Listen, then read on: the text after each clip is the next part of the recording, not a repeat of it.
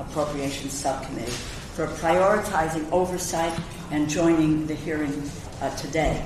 I've called the hearing because the Republican majority has yet to hold the Trump administration accountable for its wanton destruction. Elon Musk, President Trump, and RFK Jr. are gutting the life-saving work of the Department of Health and Human Services and its key agencies, while Republicans in the Congress say and do nothing. They are walking away from public health.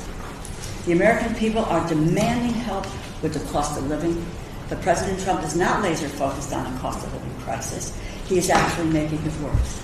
He promised to fight for the working class, but instead put Elon Musk and billionaires in charge of the government. Elon Musk and President Trump are recklessly, and I might add, unlawfully freezing and stealing congressionally appropriated funds from a wide swath of agencies, programs, and services that the government that serves the American people. And now they are attacking public health to pay for tax cuts for billionaires. We need the government to fight for the middle class, the working class, and for the vulnerable. And instead, the administration and the Republicans in the Congress are destroying the crown jewel of public health, the Center for Disease Control and Prevention. And I might add that crown jewels of the United States in terms of health. It's CDC, it's the NIH, it's the FDA. These were, pillars, beacons for everyone around the world. And this is all happening today, right now. We are not talking about hypothetical cuts or what ifs or worst case scenarios. The destruction has happened and is happening now.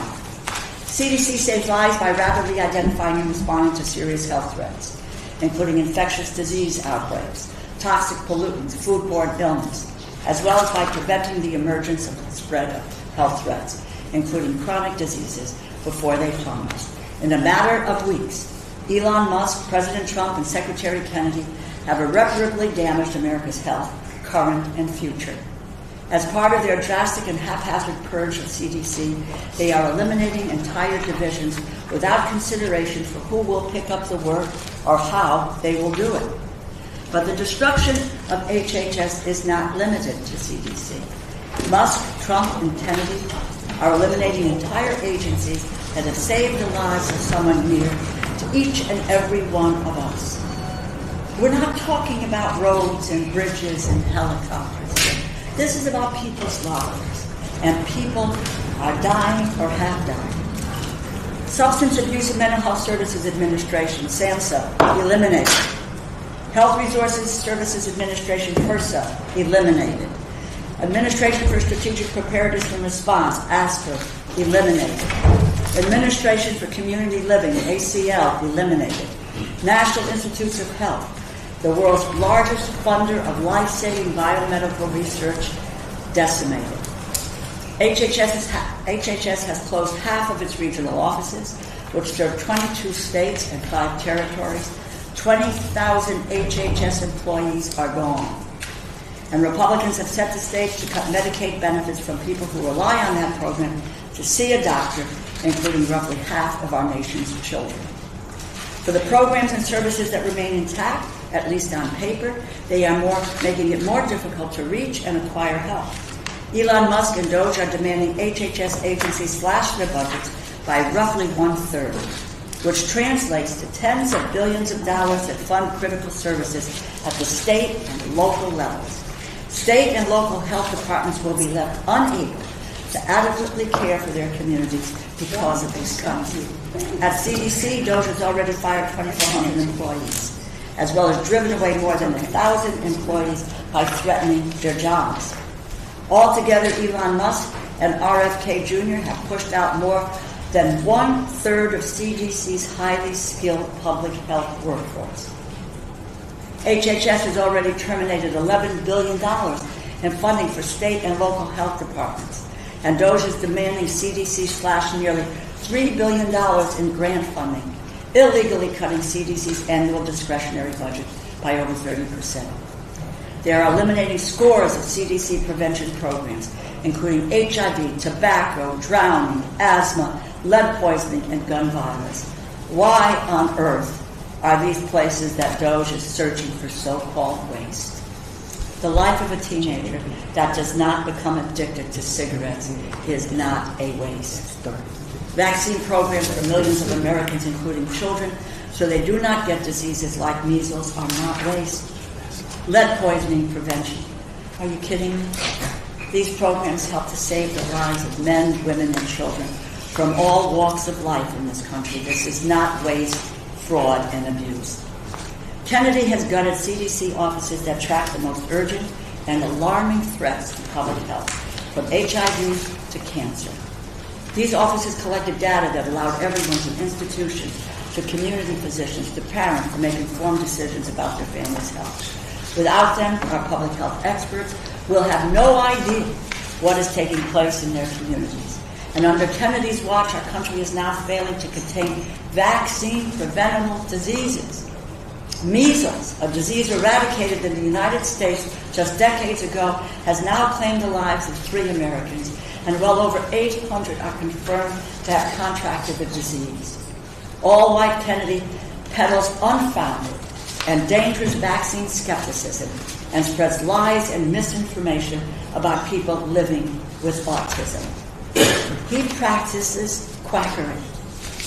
The administration has fired or pushed out thousands of experts and experienced staff who help keep Americans safe from global infectious diseases, including measles, polio, HIV, tuberculosis, and Ebola. Peter Marks, the country's top vaccine regulator at the Food and Drug Administration, helped develop the COVID vaccines at record speed under the first Trump administration. Marks was told to resign or be fired. In his resignation letter, Marks wrote that, and I quote, "It has become clear that truth and transparency are not desired by the Secretary, but rather he wishes subservient confirmation of his misinformation and lies," end quote. I'm worried about the future public health crisis that emerges once the Trump administration has fully dismantled CDC and the nation's public health system. We are currently in the midst of an outbreak of avian influenza, and the Trump administration is doing nothing. Make no mistake, there will be another infectious disease outbreak, and this administration will be woefully unprepared. We are in the middle of a cost of living crisis, driven in part by skyrocketing healthcare costs, and Elon Musk and President Trump are making it worse. I do not believe the American people want less cancer research and fewer people tracking infectious diseases, but that is exactly what the White House and Republicans aim to deliver. Elon Musk, President Trump, and Secretary Kennedy are wreaking havoc at every level of our most critical public health institutions. They are jeopardizing our families' health for the sake of billionaires' tax cuts. And we are now seeing pushback at every level. The public is outraged at the enormous harms that DOJ has wrought. Dozens of courts have put restraining orders on the administration's actions. But the courts can only play defense. Republicans in Congress could stop the mayhem, the chaos, and the destruction today, if they wanted to. But they remain silent and petrified of the president's scorn, revenge, and retaliation. Those of us in elected office who know what is right and understand the harms he brought on the American people, they need to stand up, not be afraid. This is the time to meet the moment.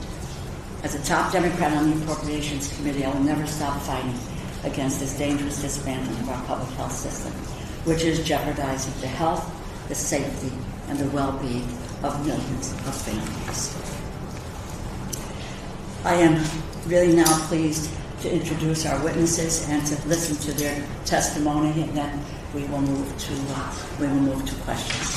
I'm so pleased to recognize Dr. Ashish Jha, Dean of the Brown University School of Public Health, for an opening statement. Dr. Jha is a long-time national and international leader on pandemic preparedness and response. And how many times did we see you on TV, Dr. Jha, telling us what we needed to do and warning us and imploring us to be prepared for what's coming next? Dr. Jha, you are recognized for 5 minutes. Congresswoman DeLauro, thank you so much for organizing this hearing and for your tireless leadership and advocacy on issues related to health of Americans, all Americans, but particularly children. And thanks to all of your colleagues for organizing this and for your advocacy in support of public health. I really am honored to be here today with these two terrific colleagues.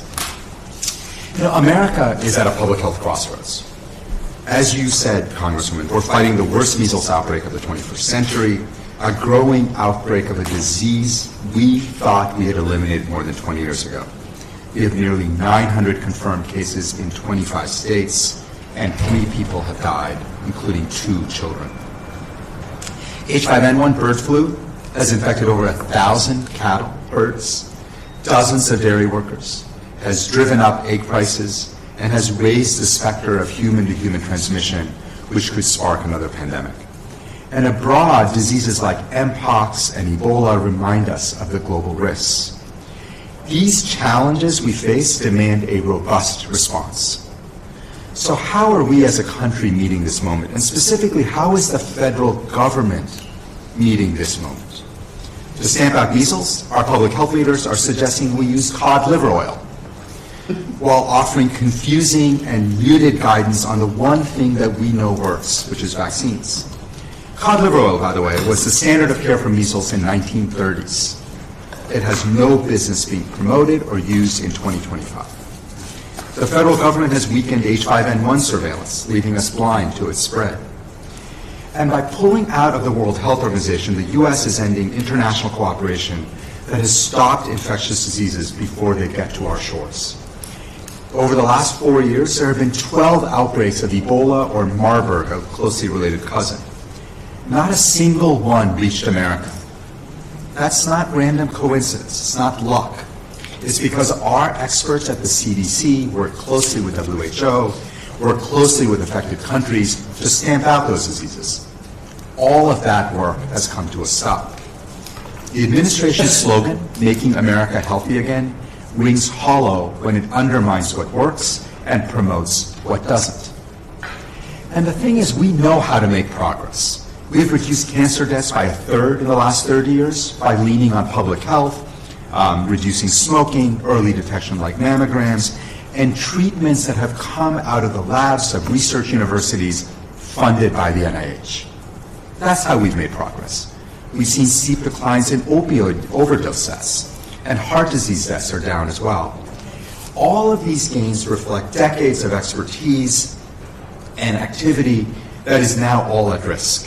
The administration, as you mentioned, has laid off health professionals, canceled NIH grants, and cut support for state and local health programs that jeopardize the health of every American. As appropriators, you know that budget decisions reflect priorities and values. So here's what we know about the budget that the administration has put forth for HHS.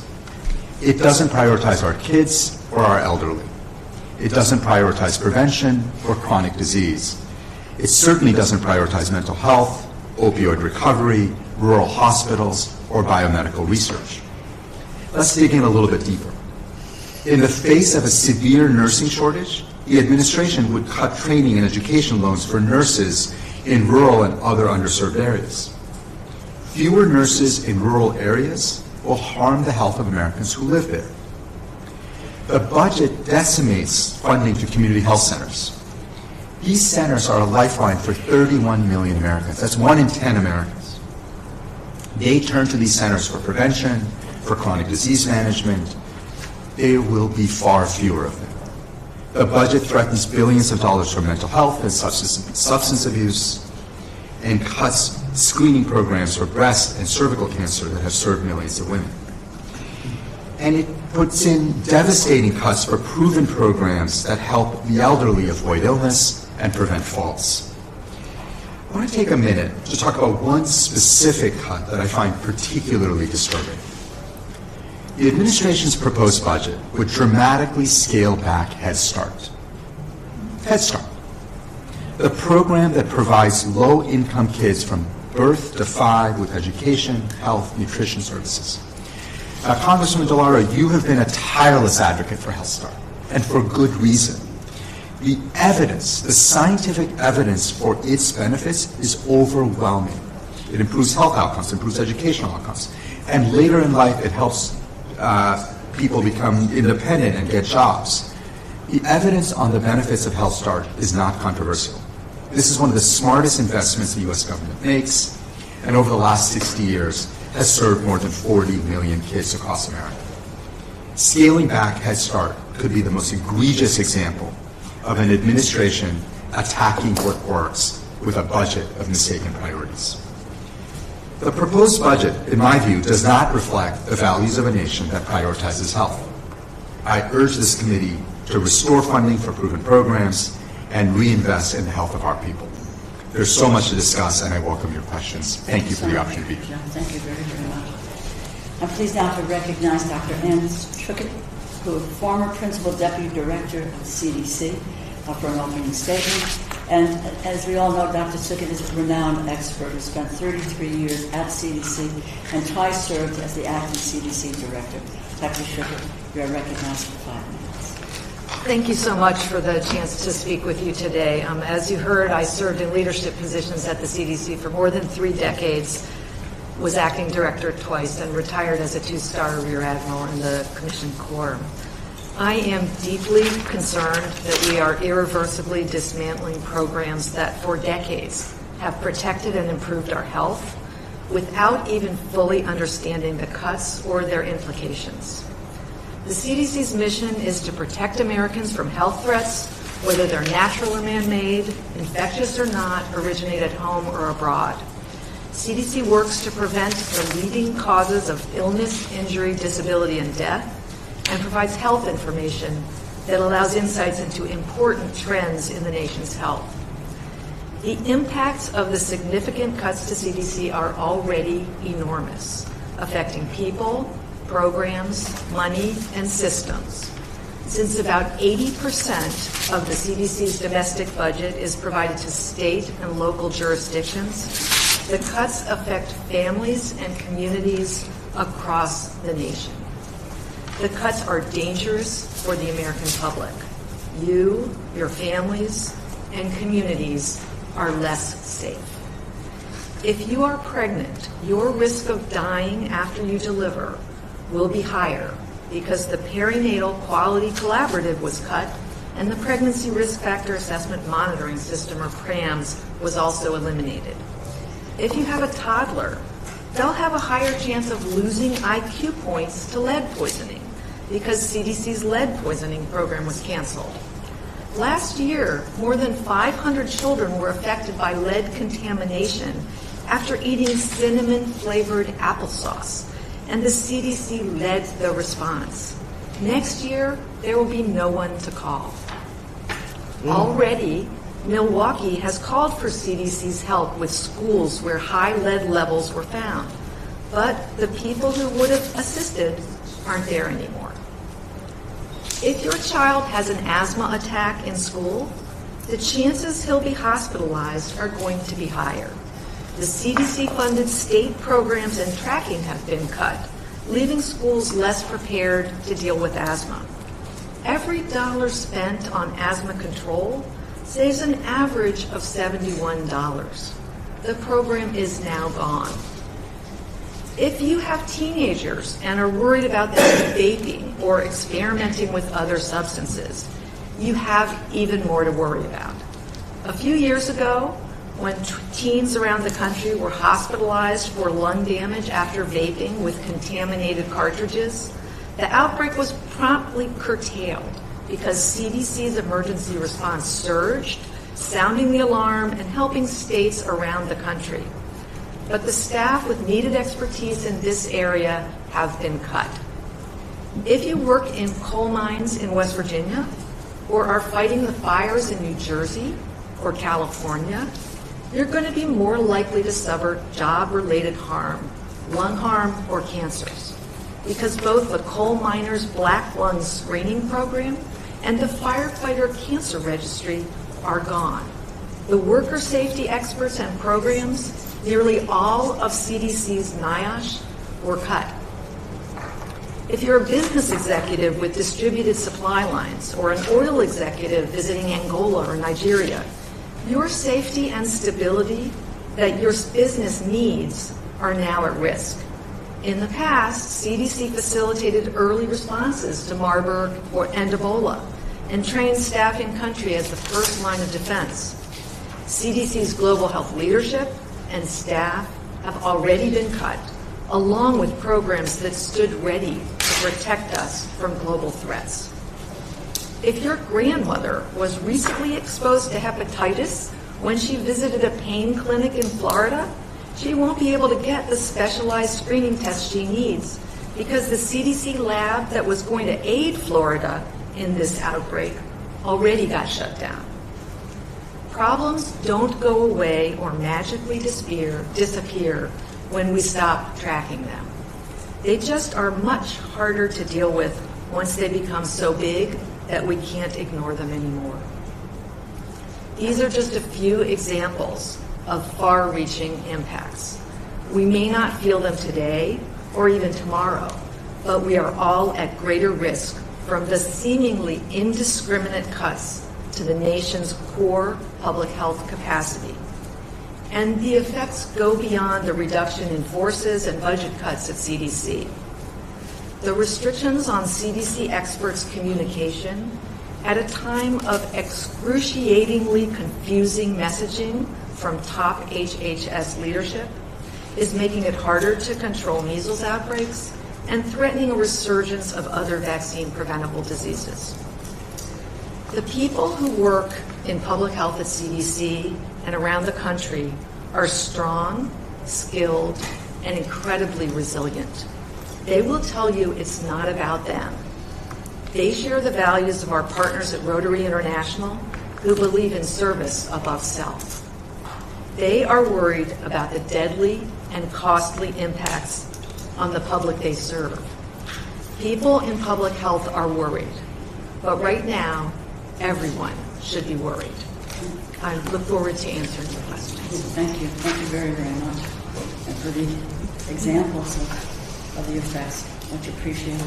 I'm now pleased to recognize Dr. Manisha Juthani. I'm so proud of her work as Commissioner of the Connecticut Department of Public Health. And I recognize her for an opening statement. Dr. Juthani is a nationally recognized leader on public health. And as I said, our leader in Connecticut. We recognize Dr. Juthani for 5 minutes. Thank you very much for the opportunity to speak to you today, Ranking Member DeLauro and distinguished committee members.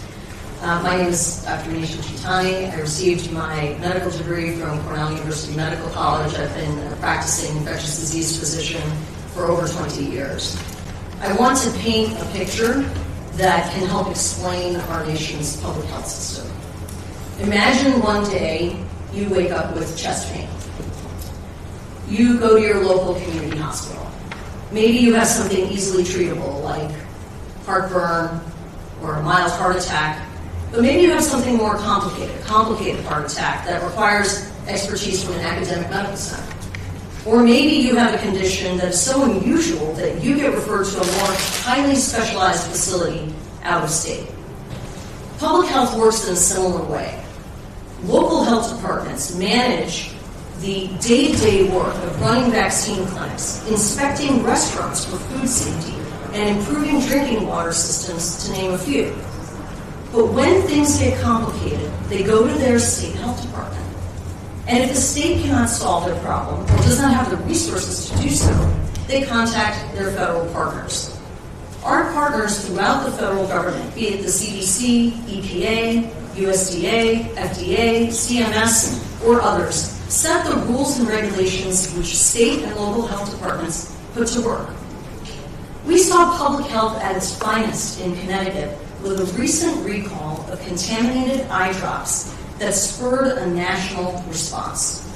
The story began with several patients at a Connecticut healthcare facility that developed Pseudomonas eye infections. Whole genome sequencing, funded by the CDC, that was done at our state public health lab, linked the identified bacteria to others found in states throughout the country. All told, some patients experienced blindness and 4 people died. Through the investigative work of the CDC and FDA in partnership with state health departments, a national recall was issued, saving the eyesight and lives of many Americans. The recent abrupt and surprising funding decisions and the reductions in force throughout the federal government shine a spotlight on the major role that the federal government plays in foundational public health and its infrastructure. Connecticut experienced a loss of almost $150 million to the Department of Public Health and $5 million to the Department of Mental Health and Addiction Services. These cuts forced a full-time stop to DPH's data modernization efforts, like the whole genome sequencing I just described, and stop work orders to our local health partners and contractors. Recent CDC reductions in force will have significant impacts on major public health advancements we've seen over the last several decades. For example, the Office of Smoking and Health was the only federal office solely dedicated to tobacco prevention and control. In Connecticut, with the support of CDC funding from this office, cigarette smoking rates among adults fell from 17% in 2011 to 8% in 2023. And in high school students, fell from 14% in 2011 to 3% in 2023.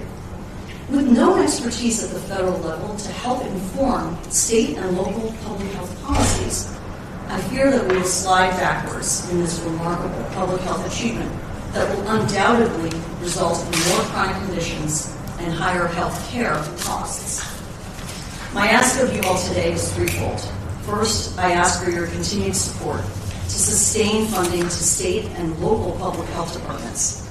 Allowing us to continue our work will inevitably prevent disease, reduce overall health care and public health spending, and save lives. Second, I strongly urge members of Congress to request greater transparency and clarity on decisions by the administration. In Connecticut, we face near weekly hurdles in drawing down funds already spent by us and our contractors, including local health departments, abrupt grant cancellations, sometimes backdated, and impractical timelines for closing programs. We do not know what will happen day to day and week to week. The current uncertainty puts lives at risk. Lastly, I ask that you hear the stories from our local health departments around the country about the behind-the-scenes work they do every day. These stories, more than the numbers, will tell the true story of how important investments in our public health system are. I have examples that I can share during the Q&A period, but I encourage you to hear directly from them. The healthcare and public health system at every level rely on the levels above and below to ensure that people receive appropriate care. Eliminating any level bifurcates the system and risks widespread failure. Thank you for the opportunity to testify for you today, and I'm happy to answer any questions you may have. Thank you so much, and thank all three of you. And Dr. Juthani, thank you for, I think it's not very well known about the federal resources and, their ties to our states and to the local health departments and so forth. And thanks for making that connection. We're going to proceed to questions from subcommittee members now. Let me know we're not using the clock. You don't have one of those gizmos here that blinks and so forth. But I'm going to ask my colleagues and myself to be mindful of all of us to ensure that each member gets a chance to be able to ask their questions. I will just start with, at the outset of the hearing, I think it's important to define public health so the American people understand how the destruction of the CDC will affect them. How does CDC and the state and local health departments impact our lives?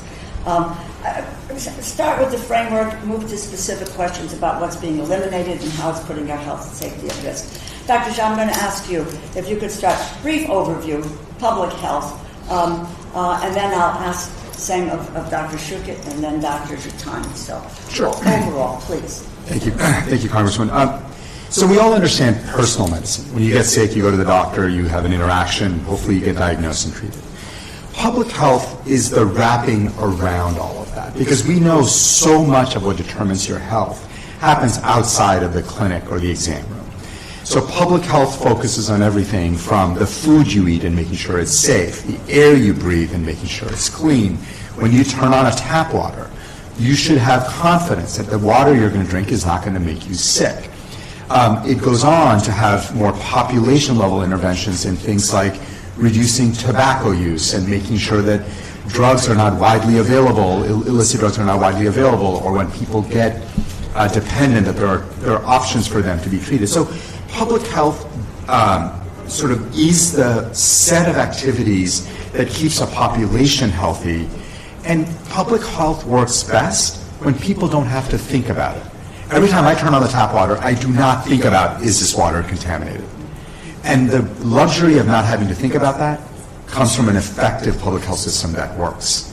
And once we start destroying our public health system, we're going to start wondering every time we turn on the tap water, is this water safe? Every time we go to a restaurant, is it safe to eat there? The luxury of not having to think about those things is because of the active work of people like my colleagues at the CDC, at the state health departments. And that's really what's at risk right now. Yeah, I think that was perfect, but just a couple of things to expand. You can think about public health as protecting, promoting, and preventing, and those are all things that really help us day to day and long term. I'm a physician and went to medical school and was working in a hospital and moved to the CDC to work in public health. And my dad had no idea what I was doing. And then one day he said, "Oh, you just moved from retail to wholesale." And that is what public health is. So public health many times tries to prevent things from happening before they come to the attention of health care. And to build on the examples you've heard from my colleagues, let's take the example of drowning. So drowning is the #1 cause of death for children ages 1 to 4. We have about 4,000 people who drown every year. This program was eliminated from our injury center during the reductions in force at the CDC. Now, if you think about a child who has a near-death experience and they get presenting to the emergency department, that drowning incident is recognized there. But think about all those early intervention swimming programs where children learn how to swim. Think about the fact that you have a swimming pool and there's a fence around it. That is a public health intervention. When you put a fence around that pool and a kid cannot just jump in, when you have a young child that has access to lower cost swimming lessons that maybe were funded in part by the CDC, those are ways that public health is acting throughout our country before somebody gets brought to the attention of health care. So think of public health as helping to define problems and then monitoring them.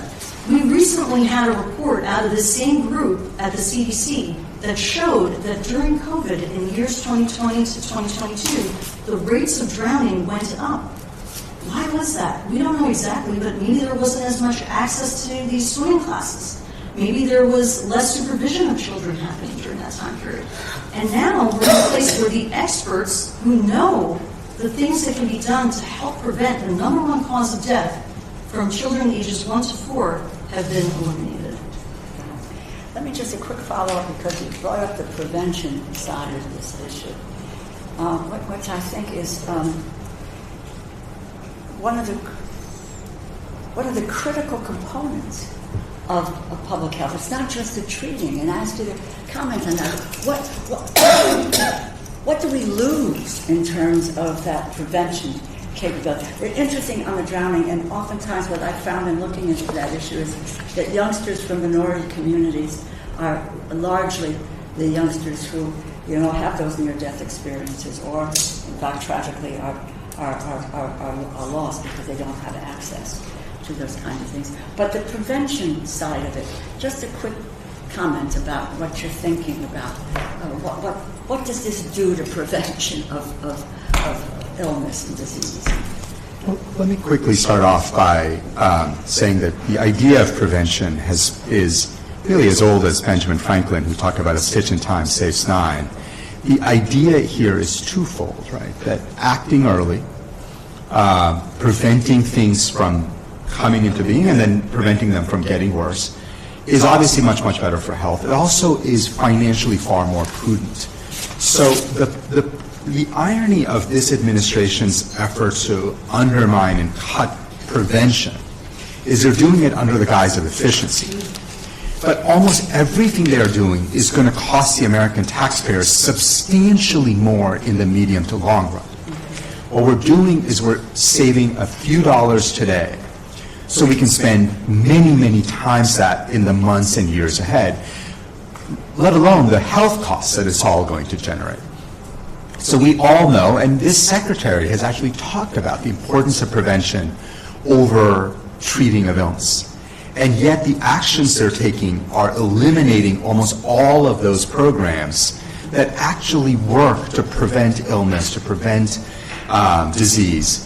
And it's to me, it's mind-boggling because it is neither good for public health, neither good for the health of the American people, nor financially all that prudent. Yeah, and I'll just give one example that, there's been a major cut to the CDC's HIV prevention programs, and CDC is the major funder of HIV prevention in the country. It's estimated with just a 50% cut, and I think they've proposed more than that, in CDC's HIV prevention funding, that there'll be an additional 75,000 HIV infections within the next 5 years, and $32 billion more in costs. Each HIV infection can cost about $500,000 over a person's life. It's much more effective and cost-saving to prevent those infections.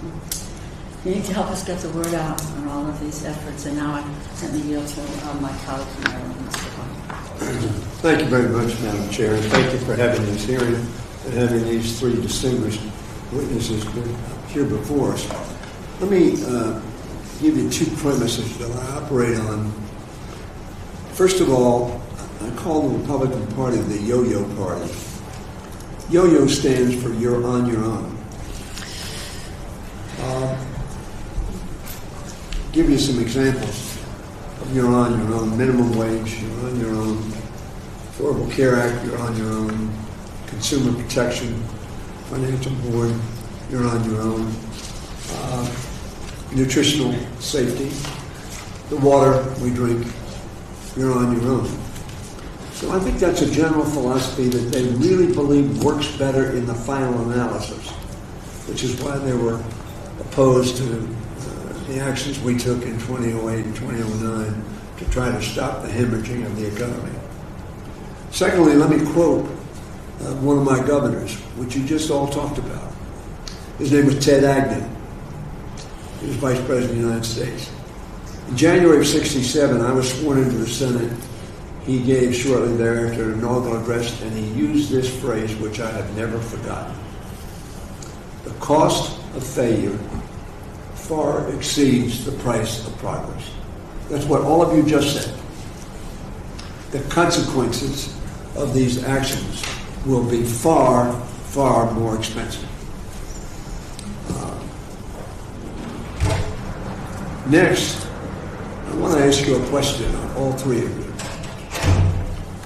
This administration, Mr. Musk, sent out approximately 2 million plus missiles, harmful missiles, to our federal employees that said, if you want to resign, you can do so, and we will pay you between February and September 30th, and you can leave.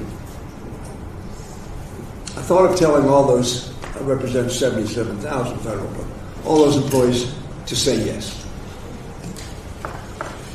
So that America would have immediately, the day after, understood the consequences of these actions. The question I want to ask you, you all experts, you've all been involved academically, in real life, in performing your services to CDC, to the Public Health Service. Do you know of one credible study that has been done over the last 10 years that has recommended the actions that have been taken by this administration in the last 90 days?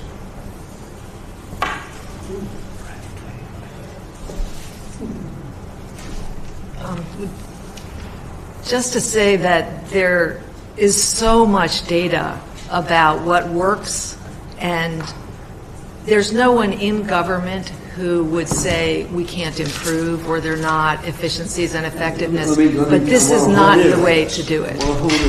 Yeah. Because this was as our leader says, flood the zone. They knew everything about how to do something quickly. Robert Kennedy has made the statement that they probably made at least 20% mistakes in the action that they've taken. And they're going to have to get people back. When Musk fired 70% of the Twitter folks, he had to get 30% of them back because he couldn't operate. My question, which I think is the key question, is there any basis from any source other than perhaps Heritage that the actions that have been taken over the last 90 days in cutting HHS or perhaps any other agencies, any credible advice on which they are acting that you have knowledge of? No, not at all, Congressman. And I will say this, which is the actions they have taken, I think not only have they substantially weakened American public health, American standing in the world, but ultimately will prove to be counterproductive to their goals. They're not necessarily exactly my goals. I care about public health. But even the goal of trying to make the government more efficient, everything they're doing will make the government less effective and less efficient over time. Do you agree with that? Yeah, absolutely. I mean, they've paralyzed the government, and that might have been what their goal was, but it's not achieving efficiency, cost saving, or protection of Americans. Doctor? Additionally, they've said that certain programs will come back, but the people who know how to run them are gone. And I think that one of the things that I credit people who serve in the federal government is that they are mission-driven. They want the best for the public, and they usually desire a certain amount of stability. And I'm sure many of them will find other opportunities, if available, even if they were asked to come back, because it is much more uncertain.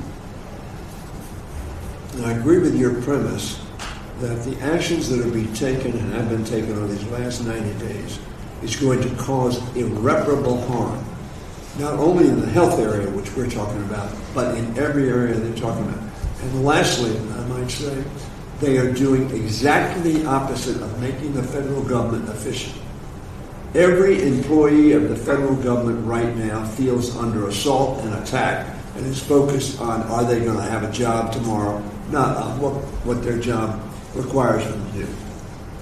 No employer with any sense of probity would have undertaken these actions. I thank you for all you do. Thank you. Just a quick point. I think this, what Congressman Hoyer has put his finger on here is that, and we talked a little bit about Dr. Jha, that underlying this is it's irreparable harm to the federal government, but I believe their goal is the dismantling of the federal government. And so forth, you make it so difficult for people to access a service or to be able to be treated when you need the treatment. Then it really, it's a sense of you can't count on the federal government. And I think sometimes we need to look at this in terms of their long-range goal. Something that Grover Norquist said many years ago, we will shrink government to make it so small that it can be drowned in a bathtub. I think that's the direction that they're trying to go in. Congressman Hoyer, Pocan from Wisconsin. Thank you, Madam Chair, and thanks to the panelists. So I'm going to, I think, ask you all just to kind of address this scenario. You know, too often, many people in this country only react if they're personally affected by something, right? Those are the people largely that voted for the current president. And, you know, the scenario is if I've got someone who lives in a rural part of my state, drives a truck for a living, they're wearing their Mountain cap, listening to a conservative podcast, but they have health insurance. So they're not sure how they get impacted by cuts to public health or by proposed cuts to Medicaid, or proposed cuts to subsidies for the Affordable Care Act, because they have health insurance. So that's someone else, and maybe you don't think about someone else. But there are ripple effects to all this, right? I mean, what happens to those rural hospitals?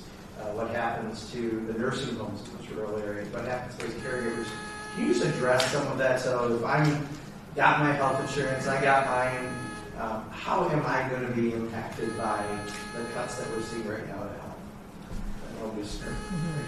Sure. Let me start, and I'm sure my colleagues will add many really good examples. But you actually started laying out some of the ways in which that person might be affected. First of all, there are literally millions of Americans who have private insurance that's actually subsidized by the Affordable Care Act. So they may not even know that they're benefiting from those subsidies, but they very well might be. Second is if their mother is in a nursing home, there's a pretty good chance Medicaid may be paying for those bills. If you cut Medicaid, her ability to stay in the nursing home gets substantially affected. If that truck driver has a son or a nephew or a niece in school and has asthma, as we already heard, when those programs get cut, they're going to have a much harder time getting their asthma cared for in the schools. It's often sort of easy to look at your own circumstances and say, I don't really need the government to help me. But the truth is that we live in communities where our friends, our neighbors, our family members, we're part of an ecosystem where individual responsibility is absolutely critical. People get their own health insurance, a lot of Americans do. But we also have a lot of vulnerable people that the government helps support. And that ecosystem largely works. I think the thing I worry most about for that truck driver you mentioned is the loss of community health centers and rural hospitals. They may have health insurance. Where are they going to go if they get into an accident? It's great to have health insurance, but it's not very useful. If there's not a doctor, if there's not a nurse, if there's not a facility where you can get your care. Yeah, I think that truck driver wants to take his family to a restaurant for a special occasion. He doesn't want them to leave with food poisoning. The restaurant inspections are done by the health departments, and that's funded by the CDC. That truck driver's kids are going to a school that you hope doesn't have high lead levels. But if it does, the state is working on that together with the CDC. His mom is in a nursing home. You hope they don't have one of these untreatable bacteria that is so drug resistant we don't have drugs for it anymore. But the CDC systems are tracking that so that we can get the next generation drugs or learn how to reduce the risk of infection in those kind of settings. So there's everything around the truck driver before he gets sick that's keeping him well and keeping his family well. And it's harder in the rural areas, and that's where some of these systems are really vital. So in addition to those examples, maybe he has well water. That well water, how you maintain it, how you actually make sure it's safe, that might be overseen by your local health department directly to be able, and setting those standards through the EPA, CDC, your state health department. Another example, athletic sports for kids. Let's say he has a child, right, in school. And CDC has a program called Heads Up. Over 100 million athletic trainers, families, people have taken that course to deal with concussion. That group no longer exists to be able to help support that Heads Up program. Some states, Connecticut is one of 45 states in this country that either statutorily require or recommend taking that Heads Up course. Now let's say that truck driver has a kid who's on the football team. He wants to keep him healthy. He wants to make sure his brain's intact for a better life going ahead. That kind of Heads Up course that's going to help that family, that athletic trainer be able to help prepare and keep that kid as healthy and successful to have a meaningful life ahead, that type of work is under threat. And if anything, we want to prevent kids from getting concussions, not dealing with the consequences after. That type of training is essential and near and dear to every American's heart. No, I appreciate it. In my state, again, we had a couple rural hospitals close in Eau Claire, and it's not even that rural. I mean, Eau Claire's a fairly large city in Wisconsin. And in Sauk County, in my district, the only nursing home in the county had closed down. And when you start looking at that, I can see there's a lot of impacts, but unfortunately, many people do have to see how it impacts them. So thank you very much. Telehealth too, I think. And telehealth. For rural areas, if they eliminate that, what does that mean? Ms. Frankel. Yes, thank you. Thank you all. Now, I'm looking at this chart that you gave us with the cuts, and what really stands out to me, some of the biggest cuts I'm looking at, breast and cervical cancer. This is under censorship. This is under CDC. Safe motherhood and infant health, rape prevention, elderly falls. It seems to me that these cuts are going to affect women, correct? And I'd like to, if you could explain, because to the public. So let's start with the breast and cervical cancer. What does that mean with these cuts? Yeah, the CDC's breast and cervical cancer program provides funds to state health departments so that screening for low-income women can be done. Without it, more people will have cancers detected late when they're not preventable or treatable, and more women will die. So this is a program that's been around for a while, serving an unmet need that is going to be much worse without those resources. I think the other comment I would make is there's a lot of hand waving in the in the leaked passback about we're going to get rid of all of this and don't worry, it's going to show up somewhere else. I would say worry, because there's no plan for how prevention, screening, surveillance, any of those things are going to be done in this new thing that nobody knows about. And so both from the worry perspective and then from the issue of the transparency, we need to know that those women are still going to get screened and that those cancers will be prevented. And what about the safe motherhood / infant health? Because these are all, in Trump budget, all zeroed out. What programs is that?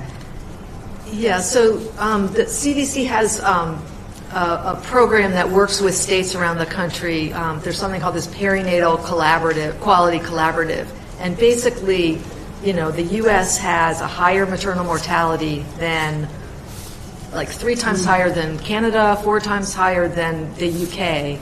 This program is taking the tragedies of women who do die or have nearly fatal outcomes in delivery or postpartum and learning what happened and how do we prevent it. And so that perinatal quality collaborative is working across the states to say how do we all do better. And so it's essentially a quality improvement effort. And that's what I know about it. I don't know if you want to talk about Connecticut. And on the injury prevention and control, they zero out rape prevention, they zero out fall prevention. Well, they zero out all the prevention, it looks like, but can somebody comment on that?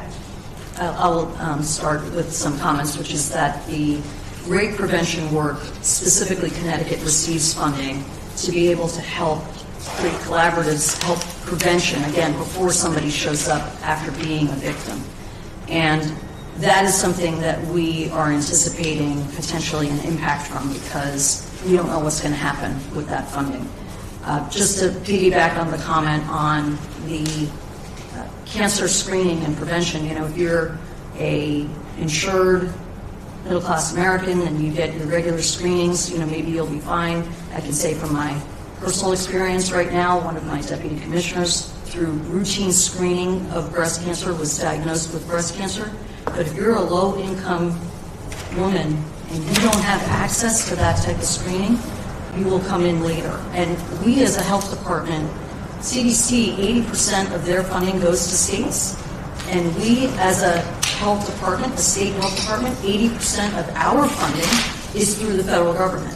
So we rely on this funding to provide critical resources to people within our state. And I would say, just as another example on domestic violence, rape prevention, you think about it, if you go into a women's room, a public women's room, sometimes you'll see those signs, have you been the victim of violence? That's, again, a public health intervention. Or trafficking. Or trafficking, exactly. And that type of work to prevent trafficking, that's the type of funding that we have gotten as a state health department that we are not sure if we'll be able to rely on. That's trying to catch things before they happen. That's what public health is all about. So, Madam Chair, I'd like to mention Florida for a moment. Please. Because our Surgeon General, I think he and our Secretary of Health and Human Services are brothers from another mother. And this guy's a nutcase, to tell you the truth. But, and I say that with all due respect, really. But his advice to the public: don't take the COVID shot. Don't take a measles vaccine. And the other thing has to do with fluoride. I don't know if any of you know about oral health that can help me, but there's now a movement in Florida to not allow fluoride in the water. So, could you just comment on that? If somebody knows about, because I worry about that as a grandmother. My teeth are gone anyway. I can start maybe with talking a little bit about what we're doing in Connecticut. Yes. In Connecticut, we've been concerned about the standards and ensuring that everybody in the state has access to that type of intervention that can help protect all children's teeth and everybody's teeth. So one of the things that we've done, we actually do have a bill that's going through our legislature to be able to codify this at the state level. Because right now we refer to federal guidance that asks for fluoride in public water systems that is 0.7, which is much lower than anything that's been shown to cause any kind of harm. And that's one we've approached it. I think one of the things I am a bit concerned about is the fact that the group that could help advise local partners, who in many states it is done at the local level to determine whether to add fluoride or not, no longer exist at the CDC, because that group has also been eliminated. So that is one of the challenges with oral health, is that the experts who actually can help advise people that want to be able to make informed decisions about their policies at the local level will have greater challenges. Yeah, I just would say that the Division of Oral Health was a small but mighty group and could have broad reach, and it related to both fluoride advice and also sealants, which are important for children. Tooth decay or caries in children can lead to learning problems and long-term health effects through their lives, and so it actually raises just the issue of information, misinformation, and disinformation, and how complex the world is right now for parents and community members who are just trying to keep their families well. There are differences between high levels of exposure to fluoride and the levels that are recommended in water systems, and there's been a blurring of that in some of the messaging.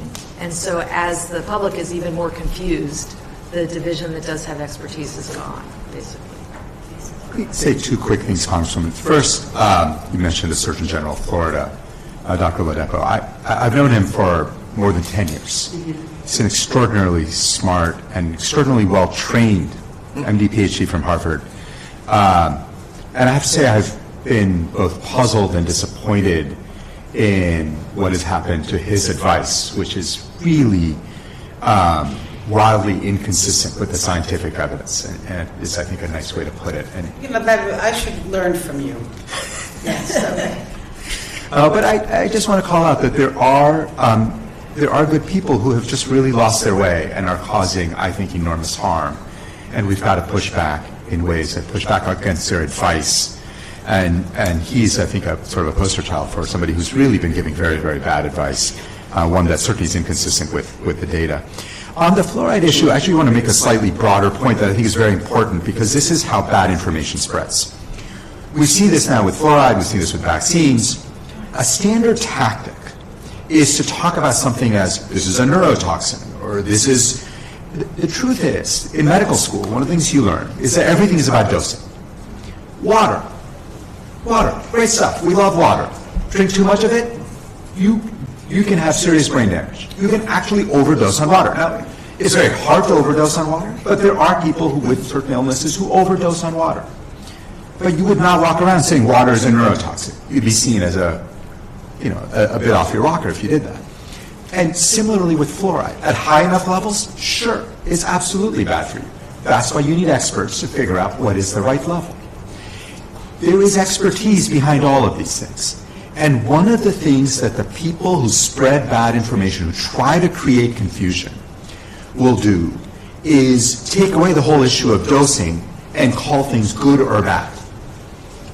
And that is not a helpful way of thinking about the world. That's not how any of us live. We all know that certain things in moderation are fine, in excess are damaging. That's something we fundamentally understand. That's what we have to reiterate to the American people. So when people say things like fluoride is bad, that's nonsense. Fluoride at certain doses is really helpful. Fluoride at really, really high doses is harmful. So let's use the right dose and not use the harmful dose. That's what states do. That's why they have experts. And that's what we need to remember that we need to be doing. Thank you. Yield back. I'm just going to hold this for all of you to think about for later because I want to recognize Congresswoman Watson Coleman. This misinformation, I think where we find ourselves here, I want to speak for everyone, but that we stand up and say some of these things and no one is paying attention to us, or they view what it is that we have to say as somehow political, and that it is not. And I'm just asking you to think, not to comment now, but what we need from the academic, from the scientific, from the medical community, from state and local governments, etc. You have standing as to how we can work together to dispel some of what is happening out there today, and we need to move quickly on. Congresswoman Watson Coleman. I just hate the way she's in my head. Because I had just written down, so what is it that your colleagues could do? Go ahead. Go because you are not a Republican, you are not a Democrat, you are not an independent in this discussion. You are experts. And I just wrote down, what can your colleagues do to reach affected people and help them to understand this is not Republican, this is not Democrat, this is about facts and it is about right and wrong. So I'm going to ask you to comment on that, but before that, I've been motivated. I thank you so much for being here. You have enlightened me, but you've also depressed me because you confirm a lot of the things that I think are going to happen and are happening. First of all, I don't think that there is a motivation here to make government efficient or effective. It is to dismantle it. I don't think that there is confusion on what is being shared with people. It is intentional lying. And I listened to all of my colleagues here in talking about the specific things that they were concerned about. And I have already labeled this as 100 days of this administration and its alphabet of misery. Because we could go through every letter of the alphabet and find something that they are proposing to do or already done that negatively impacts the quality of life, the length of life, and just make no sense. In case you don't know, I'm a black woman. I'm very concerned about the black and brown community. When other folks sneeze, we end up with pneumonia.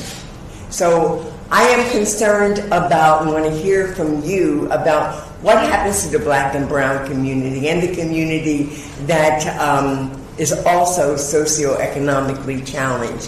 When we talk about not doing the kind of lead poisoning prevention and training. I was at a house just this last week where they were removing windows, and the children were hanging out the window, and the paint was just, there was lead, and there was just all this crackling paint. What happens to the issue of cancer prevention and early detection? What happens with trying to get our children not to smoke cigarettes or vape? What happens in our communities when you ignore the impact of gun safety? Talk to me quantitatively and qualitatively, if you can. What's going to happen to those most vulnerable people, either because society has not addressed them as equals, or because socioeconomically they have been so challenged because of those conditions. I just want to go through all of you. Just enlighten me, give me additional information. You have helped me to think about some of the language I am going to use as I go forth in my town halls and things. People need to understand the implications to their living, to their healthiness, and to their future for their children, from asthma to whatever is a Z, because that's what's under attack by this administration, who doesn't give a doggone about the quality of life for those who are not white, wealthy, male, and heterosexual. Dr. Jha? Let me start just at a high level, Congresswoman, say we are all going to be affected by the cuts that the administration is proposing, but we are not all going to be affected equally. That while the cuts are going to make everybody less safe, less healthy, they're going to have a disproportionate impact on people who are traditionally underserved, people with lower means. That certainly means Black and Latino communities. It also means rural communities. It means anyone who doesn't have fantastic access to health care already is going to be more vulnerable to these effects. And what that will mean is a society that is more unequal, that has all sorts of effects, certainly on the health of people. It has effects on their ability to engage in economic activity. And the last point I will make, and again, my colleagues can talk much more about a lot of the specific programs, and you've already heard about several of them, is there's a moment right now where there's a sense that you have to appeal to people's self-interest and just tell them why it's in it for them. I reject that. I believe America is a caring and generous country. Doesn't always shine perfectly, but no country does. We are an imperfect country. But when I talk to people and talk about the importance of caring for people who have less, caring for people who are underserved, I think most Americans want that kind of a nation. They want that kind of a government. And what this set of proposed budget items does is it dismantles that entire infrastructure. And I really do believe that that desire to care for those who are less fortunate has been bipartisan in our country. And we've got to get back to that. And this budget and this administration's actions are really antithetical to what I think is a long-standing tradition of trying to care for others. So my follow-up is going to be for all of you. How do we get your colleagues to be more engaged in those discussions? When you meet them at the public health programs, when you meet them at the community health centers, when you meet them at the hospitals and the doctor's offices, how do we get, because particularly in rural areas, in red states in particular, not the wealthy states, those people voted for him and them, and they need to be impacting what their legislators are thinking and be more concerned about getting reelected than to worry about Elon Musk bringing his money in. And so I need to know from you all how we do that as well as you think about it, the end of my question line. Yeah, just a couple of comments. First of all, in terms of the disproportionate health effects, I think the most tragic example is maternal mortality, and it's multifactorial. It's not just access to health care. It's what happens when you're in the health care office. One of the CDC's programs was about hear her, believe a woman when she feels like something's not right. I mean, that turns out to be really important in terms of lives saved and the discrimination that people people, the unconscious discrimination that occurs.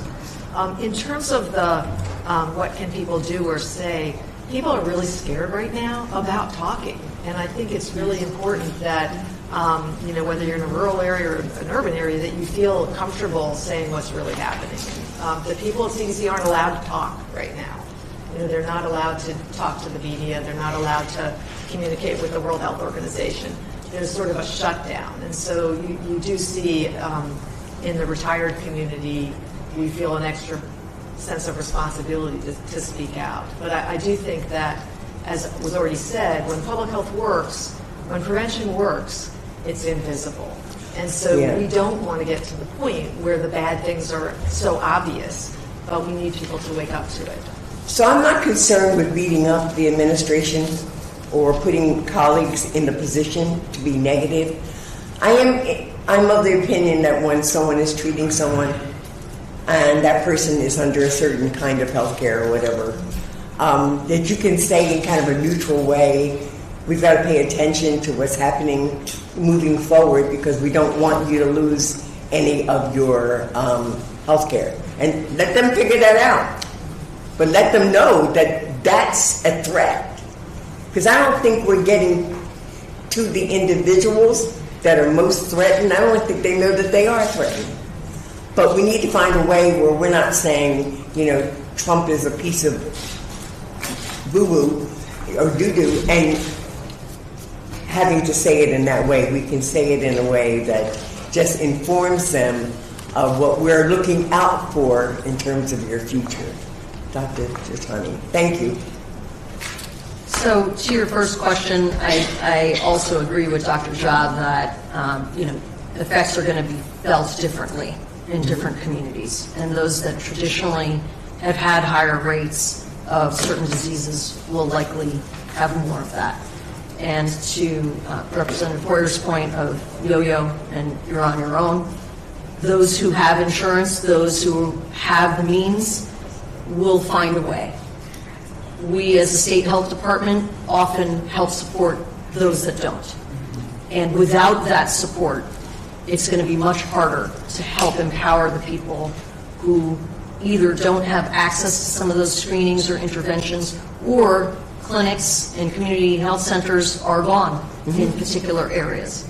So that is my concern. Now, in terms of what we can do going forward, at the end of the day, everybody's worried about themselves, their family, the health and security of those that they love.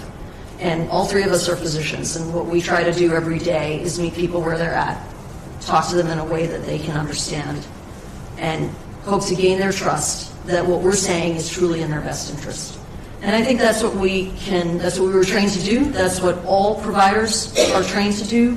And if we continue to do that, we can instill some trust in those that are listening to us and reestablish that doctor-patient relationship, reestablish that healthcare provider relationship. And I hope that if we continue to try to do that, maybe some people will come along. But it will require, unfortunately, some people maybe seeing with their own eyes the pain that the destruction that has happened is causing for those that they love to see what the benefits were before that. I thank you for that, and I thank you for reminding me that people are afraid of for their own sake. Dr. Jha, I see you on television all the time, but you're talking to the choir, because I'm watching that program, and you know what channel I'm talking about. I am concerned that we need to take some more chances. Like the very, very, very wealthy law firms that capitulated so quickly, they're already making tens of millions of dollars a year. They could have fought that issue without capitulating so fast. And so we need fighters who have the capacity, because they're already wealthy and got whatever they need, to speak up for us in various areas. And this is most definitely one of them, because when you treat a person, you become that most trusted individual. And they know that you're only concerned about their well-being. And you is the you world, not you three, because you do.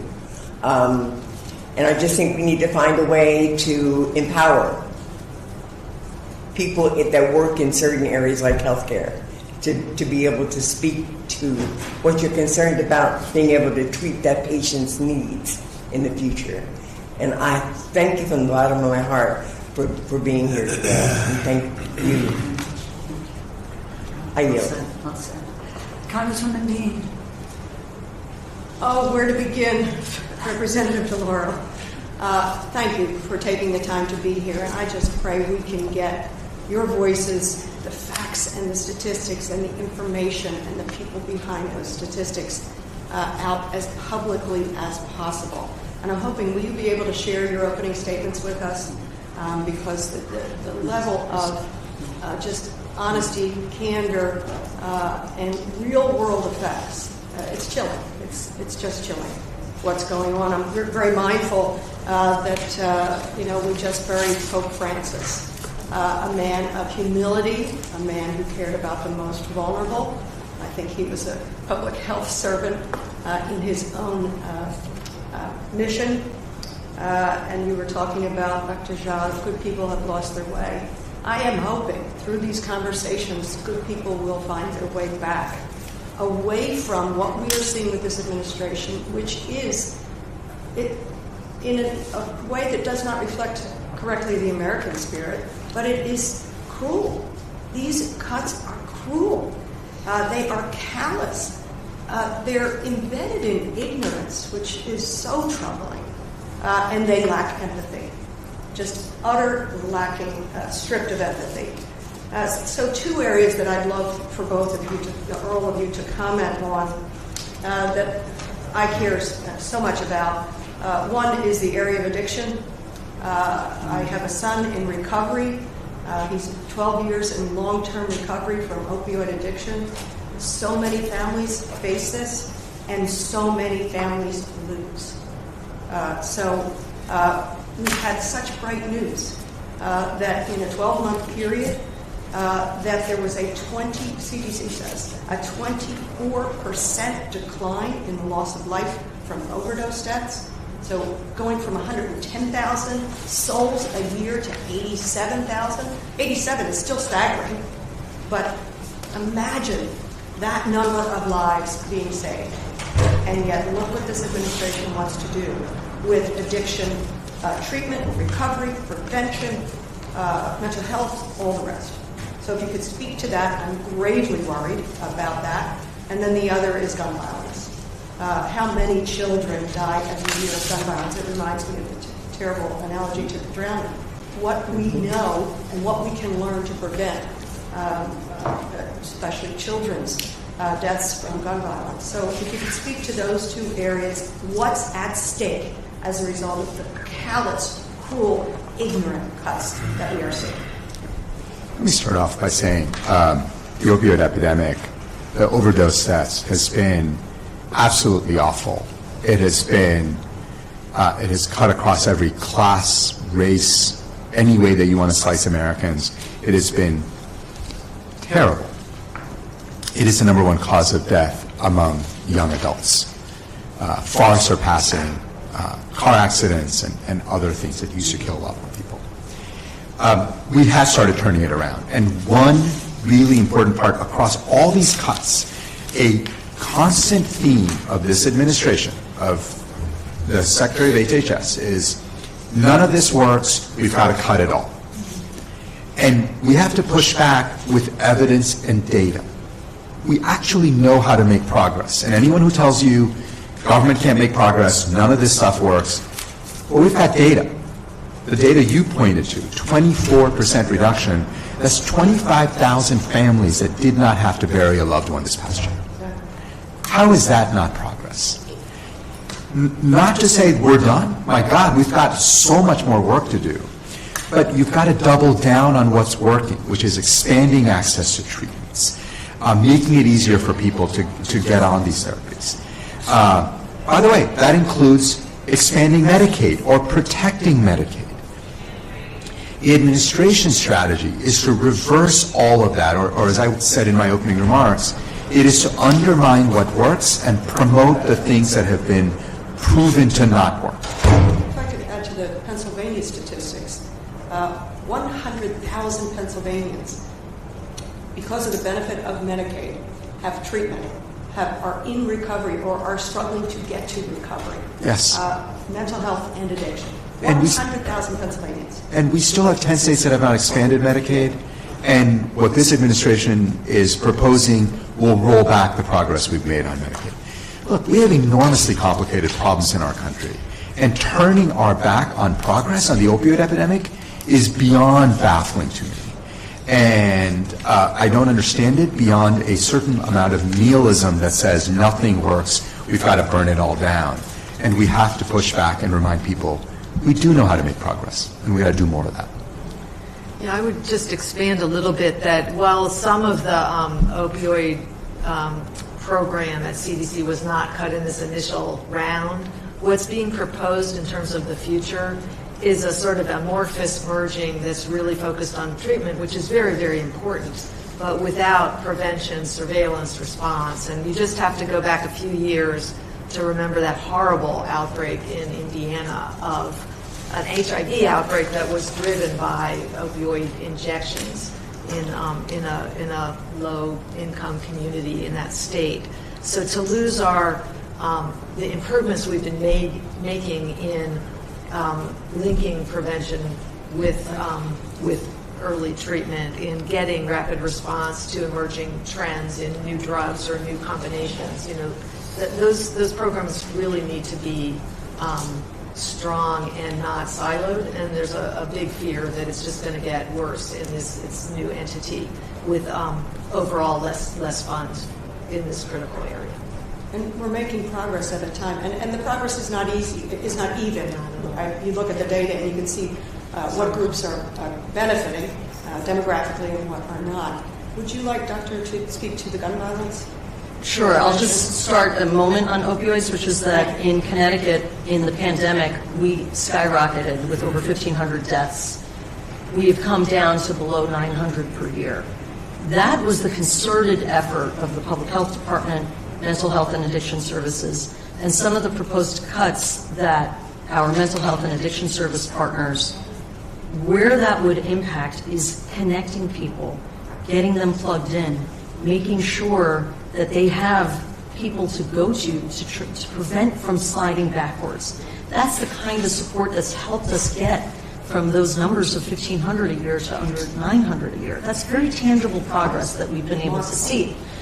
Now, specifically on gun violence, what I can say is that through the last several years where CDC has helped inform, which is a relatively new thing in terms of being able to inform the science of gun violence, we as a state health department have been funded through the general fund. It's a Connecticut program where we have set up an office of firearm injury prevention and have seen significant reductions through our communities, where we have over 20 community-based organizations that have been funded to help do work on the ground, keeping kids safe, keeping them off the track, keeping them in healthy environments, doing a variety of activities that prevent them from going down that cascade. But that's been because of the support of Governor Lamont and the Connecticut legislature, and we've been able to do that with state dollars that have helped create and change that trajectory in Connecticut. Of course, there's been immense work that our Connecticut delegation has also done, which has come to Connecticut, and that is under jeopardy, through funding cuts that have been heard of even in the last week. So I think that we know in public health how to define a problem, monitor it, put interventions in place that can turn the tide, and then follow it to be able to see that they're actually working. And that's part of what we've been able to do so far. Well, I'll just close. Thank you, Ranking Member, for putting this together. We have to broadcast this because your depth of explanation, even in this short period of time, so clear about this is not normal, folks. And I keep trying to say to my constituents, we're not dealing with something that is normal. This is not an efficiency set of cuts. It's thoughtless, it's costly, and it's going to harm every single American. I yield back. Thank you, and it's interesting. not interesting. It's just disastrous when you think about the Substance Abuse and Mental Health Services Administration eliminated, SAMHSA eliminated. When you take a look at HIV and even a Trump proposal, if you will, in terms of ending the initiative of that being, terminated, and some of the other areas here. I think when my colleague asked, you will get your opening statements if we can, and we want to really get that information out to people. But let me yield to my colleague, Congressman Hart. Fantastic. Well, thank you so much for putting this together, and thank you to our witnesses for being here. I think what I'd like to focus on is trying to make this a little bit tangible for folks, because I think many of us are following what's happening very, very closely. But when I go home, I think other than the handful of folks that are paying very close attention, I think a lot of the implications of what's happening in Washington hasn't quite hit. And I think people are still struggling to understand what it means for their lives and how they're actually going to experience it in a day-to-day basis. Dr. Schuchat, I'd love to start with you and really understand how the dismantling of the CDC is going to hurt American health day to day. So I think of something like the National Asthma Control Program, which is very important. I represent the asthma capital of the United States in Stockton, California. I had childhood asthma as a kid. I have 2 daughters, 1 and 3, and I don't want them to grow up with the same health conditions that I had when I was their age. This program has saved money. We've seen from research that has shown that $1 million has saved over $70 million in unnecessary healthcare costs over the years just in California and in my district. Tell me what people are actually going to experience when the National Asthma Control Program is eliminated at CDC. Yeah, so the elimination of the program means that when your child is ill in school, the school's not prepared to help manage that, and they're more likely to go to the emergency room or even be hospitalized. It means that the tracking that gives you warnings about it's a bad day, stay inside, that's gone. And so, as you said, asthma is incredibly common. 4 million children, it's something like 25 million Americans that suffer from it. For a very small investment and a pretty small program at the CDC, states are able to be there when people need it. One of the things states do is send home visits to look for triggers to help people manage what might be causing the asthma exacerbations. The school guidelines help schools have the protocols to know how to intervene early before a child is in great distress. So they're pretty simple things, and they're evidence-based, and they're pretty cheap, and they save a ton of money. So you would think if you were trying to be efficient and effective, that would not be the kind of thing that you would cut. Yeah. What do you expect to happen now as this program is eliminated? I mean, what can we be looking at? Is it more emergency room visits for kids suffering from asthma? Is it more health complications later in life? What do you expect people will be able to experience? Not just that the interventions will be dropped, but the real net outcomes that we'll see in communities like ours. Yeah, I mean, I think that more hospitalizations, more emergency room visits, less learning, less thriving in terms of children because of the missed school and the anxiety and the works. So I think that's the direct effect of the programs being lost. Thank you, that's helpful. Dr. Jha, the other thing that I'd like to really focus on is Medicaid or Medi-Cal, as we know. Obviously, some of that funding doesn't go through this district, but I think it's really important to talk about because I think it's the biggest risk we have in a community like mine where nearly half of my constituents are on Medi-Cal. And we're looking at estimates. The Kaiser Family Foundation has put out estimates that 100,000 people living in my district would lose their health insurance in a worst-case scenario where this $880 billion cut becomes law. Can you talk about what we would expect the outcomes of these Medicaid cuts to mean for a district where half of our community is on Medi-Cal? Yeah. Yes, let's talk about, Congressman, thank you for that question. Let's talk about what we know, what the scientific evidence is for the impact of Medicaid more broadly. What we know is when people get on Medicaid, they're less likely to go financially bankrupt. They're actually more likely to live longer. Health insurance, it turns out, gives you access to health care, and health care is a good thing to have. We all have it, hopefully, in this room, and none of us would say, you know what, I'll skip health care and I'll just go uninsured. So the evidence on the impact of Medicaid on both health and finances is incontrovertible, and I think it is very, very clear. There's a second order effect of when you have less Medicaid in a state, you still have people getting sick. They end up at hospitals. Hospitals don't get paid. And so you start seeing rural hospitals, community-based hospitals starting to shut down. So not only are there direct effect on your 100,000, or on the 100,000, well, 100,000 people might lose insurance, so in your district, not only on those 100,000 people, but on the healthcare system in your district. And when those hospitals shut down, that affects everybody who goes to that hospital, not just the people on Medicaid. And then, of course, Medicaid is the biggest payer of healthcare for kids across America, for mental health services, for substance abuse services. So all the other things we're talking about. It turns out that Medicaid, which began in 1965 as a very targeted program for the poor, has become this essential part of our healthcare landscape. And making large cuts to it will certainly affect everybody in your district who's on Medicaid, but will actually have very large effects on everybody else in your district who's not on Medicaid. And that's why we have to push back, not just only for the people we care about who are on Medicaid, but for really everybody in your district.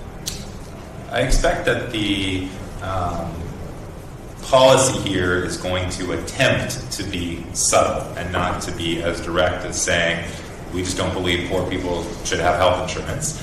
They're going to be talking about block grants. They're going to be talking about changing the reimbursement levels that the federal government gives out to states like California. They're going to be talking about trying to kick off folks because of more red tape that they want to add to Medicaid. Can you talk about some of the academic research or the literature out there on what some of these cuts would actually mean, given that I think it's less likely that they're going to say this is not a good program, and more likely to say this is a good program. However, here are the ways we're trying to change it, which will all net out to mean lower health insurance and more costs for families and communities like mine. Yeah, and I think I want to start by saying none of us thinks that the health system we have is perfect, to say the least.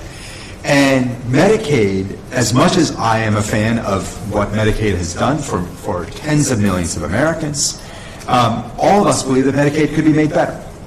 And so a more substantive conversation about how to do that would be wrong. And I think that would be something that we should have in our country. But that is not the conversation we're having. What the conversation we're having is exactly as you say, that the people who really are opponents of Medicaid will take the complexities and flaws and then come up with a bunch of solutions that will make the program actually worse. That's the problem. So take something like work requirements. Work requirements sound completely reasonable on their surface. Sure, able-bodied people should have a work requirement. Like most Americans would agree with that. But when those programs are implemented, what we find is that it generates an incredible amount of red tape. It doesn't actually get more people to work, but it does kick a whole bunch of people off of Medicaid. So we have to get beyond the slogans to look at underneath it what is actually happening. Block grants as a concept is not unreasonable, but the way you do it, the way you index it, the way you deal with price increases over time, all of which that are being proposed will mean over time Medicaid will get cut and cut and cut until it becomes less and less effective of a program. So what I would love to see in the ideal world is a much more honest and open conversation about how do we want to make Medicaid work better and more efficiently. It's the same conversation we're having with government. I mean, all of us believe that government agencies can be more efficient. But that's the guise under which we're making actually thoughtless, irresponsible cuts that will end up doing a lot more harm than good, and in the short run might save us money, but in the medium to long run will absolutely cost us more money. And we're doing to Medicaid what seems to be happening with DOJ and other parts of the federal government. Yeah.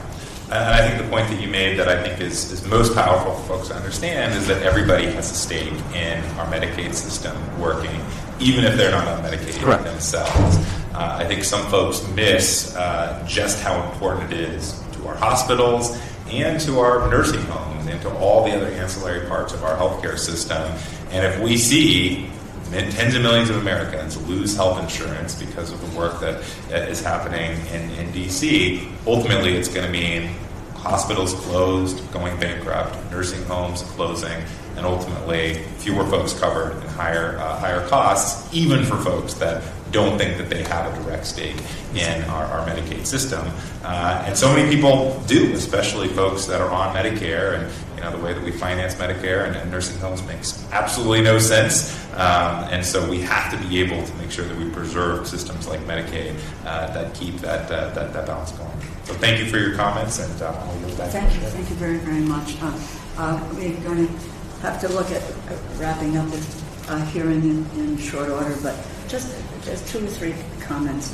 With regard to Medicaid, it has become, Dr. Jha, a program that has expanded beyond the notion that it is a program for poor people. It is now for middle-class families, for working families, for low-wage workers, for children. 39% of our children are covered today for health insurance through Medicaid, as well as for those who are for seniors and those who are in nursing homes. So we have to fight to preserve Medicaid because, quite frankly, what is being proposed, an $880 billion cut to energy and commerce, means that the bulk of that cut will come from Medicaid, and everyone will suffer from that. The issues of maternal mortality, we're looking at comments and articles being written today by the administration talking about how they want to encourage families to have more children. And if you're going to make it, more difficult for women to deal with IVF or be able to, that their mortality is in danger, and remove the programs that would give people some confidence in self that they had some place to be and they could be treated if something went wrong. When we've spent the amount of money that we have already on HIV and trying to conquer this infectious disease over the years, does that mean that the money we have spent has been squandered because we are now going to be looking at pulling back in these areas? And the point is that would there be a thoughtful debate about ways in which you can make these programs more efficient? But it is a thoughtless process, and it is an unlawful process. And if you can't focus on the thoughtlessness or the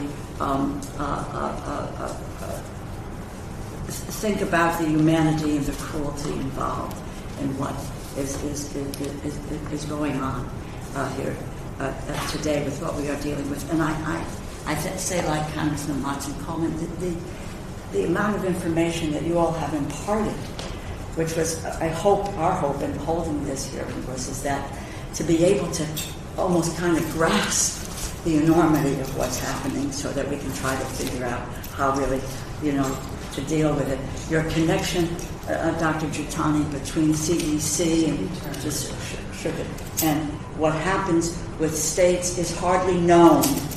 And my colleagues in states all over, and every state need to understand what is at risk if they do not, if these funds are not forthcoming to state and local government, to those laboratories, to the people where it's treated. That's what we found.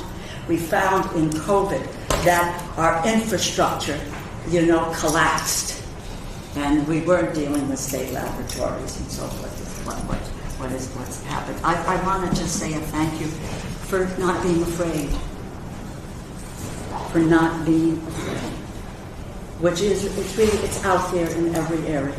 People are frightened to come. People are frightened to come to testify, and that we have to somehow break down that barrier as quickly and as soon as we can, because it's about the public knowledge of what's happening, and the public is being denied that knowledge. If the experts like yourselves are not coming forward to talk about it. So we're so grateful for you not being afraid to speak up and for sounding an alarm. You're not just doing it in a vacuum to scare people. You are there to try to let people know what are the consequences of dismantling our public health system. And I think there is, as I said earlier, it's not about thoughtfulness and going forward, but it is about a basic fundamental philosophy that federal government has got to be dismantled, that we have to move to the states, and the states will not have the opportunity to do what they need to do. And we will move to privatizing everything in our society and not having the benefit of everyone having an equal benefit and a chance to be able to get the kind of treatment that we need. And it is about paying for tax cuts, pure and simple, for people who do not need to have a tax cut, whether they're the wealthiest individuals or the biggest corporations. My colleague, Ms. Frankel, started to go down the list here of what is, it's really heartrending. I got 3 pages of zeros on programs that we have all worked on, especially on the Labor HHS Subcommittee, which Mr. Hoyer has been on, for as long as I've been in the Congress, for 34 years, and prior to that, who understands what we've tried to build here. And that is what this is about. It is happening in front of us right now, and what I think you've helped us to do today is to try to grasp the enormity of what is at stake there, and that helps us not to wring our hands and say what we can do, but to focus on what we can do. And as Bonnie Watson-Coleman pointed out, it's what we need your help in doing. We need your help desperately. So I want to say thank you for being here. Sure. I agree with everything that our chair has said. I've been in the Congress for 44 years. I cannot remember a year like this one. If there was a Democratic administration and there was an analogous Musk in that administration, in the last 90 days we would have had literally hundreds of subpoenas.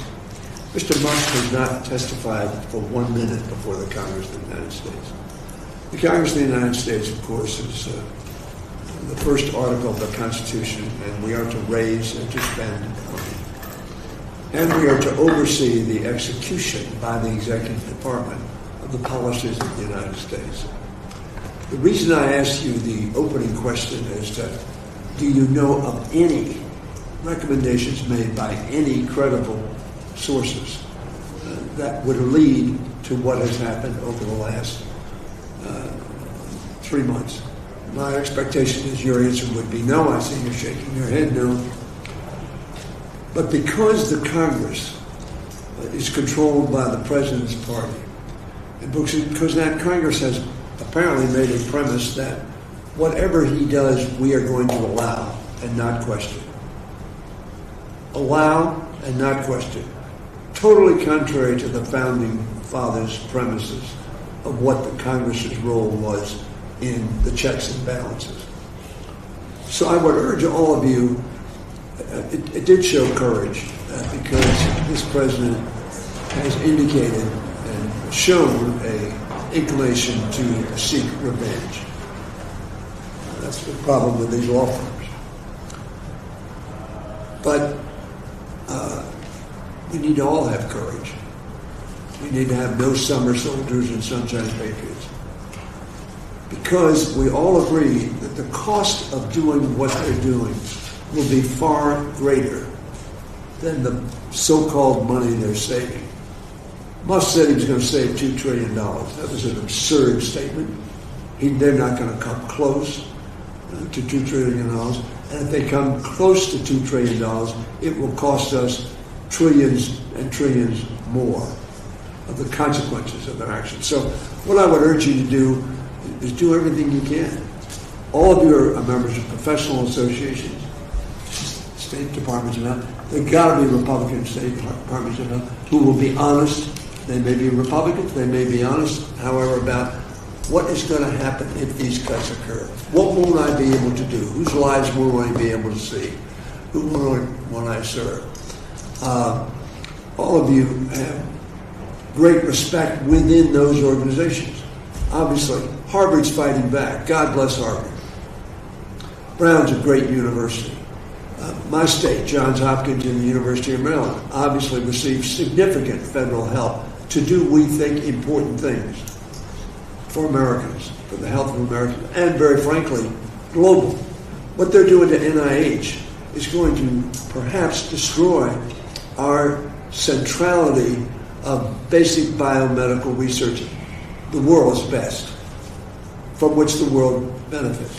So my only urging would be that take it as a personal responsibility because of your positions, your knowledge, and your caring about our country and the people it serves.